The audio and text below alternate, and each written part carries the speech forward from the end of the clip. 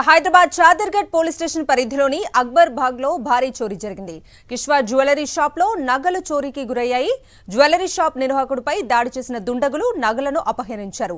దుండగుల దాడిలో గాయపడిన బాధితుడిని ఒక ప్రైవేట్ హాస్పిటల్ కి తరలించారు. దోపిడీ దొంగల కోసం పోలీసులు గాలిస్తున్నారు. ముందే రెక్కీ నిర్వహించి దోపిడీ చేసినట్లు అనుమానిస్తున్నారు.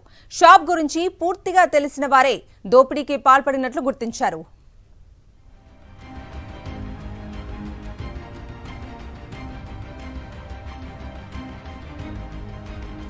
ఈ ఘటనకు సంబంధించిన పూర్తి అప్డేట్స్ ని మా ప్రతినిధి సాయి కిరణ్ లైవ్ లో అందిస్తారు. సాయి,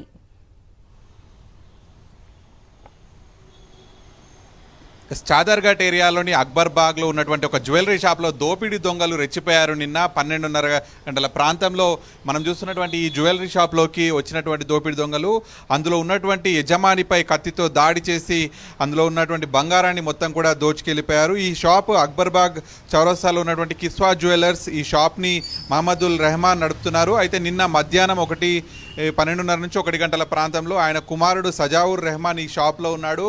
సో పూర్తిగా రెక్కి నిర్వహించినటువంటి దోపిడీ దొంగలు ఒక వారం నుంచి కూడా రెక్కి నిర్వహించారు. అయితే నిన్న సికింద్రాబాద్ రైల్వే స్టేషన్ నుంచి ముగ్గురు వేర్వేరు ప్రాంతాల ద్వారా వేర్వేరు మార్గాల ద్వారా ఇక్కడికి చేరుకున్నారు. చేరుకున్న తర్వాత ఒక వ్యక్తి మొదటగా లోపలికి వెళ్ళాడు. లోపలికి వెళ్ళి బంగారం కొంటున్నట్టుగా నటించాడు. ఆ తర్వాత వెంటనే ఇద్దరు మాస్కులు, మొహానికి కర్చీఫ్ ఇవన్నీ కట్టుకొని ఒక బ్యాగ్ తీసుకొని ఒక కత్తి తీసుకొని ఇలా లోపలికి ఎంటర్ అయ్యారు. వెళ్ళిన తర్వాత వెంటనే అతను యజమాని ఇక్కడ చైర్లో ఉన్నాడు. చైర్లో ఉన్నటువంటి యజమాని పైన బెదిరించి చేసి ఆ లోపల ఏదైతే బాక్స్లు బంగారం ఇవన్నీ ఉంటాయో అన్నింటినీ కూడా ఒక సంచిలో వేసుకొని మళ్ళీ వెంటనే ఇక్కడ ద్విచక్ర వాహనం నుంచి పరారయ్యారు. సో వీళ్ళంతా కూడా అంతర్రాష్ట్ర ముఠాగా తెలుస్తుంది. గతంలో కూడా చూసాం అనేక సంఘటనలు. చందానగర్లో ఉన్నటువంటి ఒక గోల్డ్ షాప్లో ఈ విధంగానే దోపిడీ జరిగింది. అలాగే సికింద్రాబాద్లో ఉన్నటువంటి గోల్డ్ షాప్లో కూడా ఈ విధంగానే దోపిడీ జరిగింది.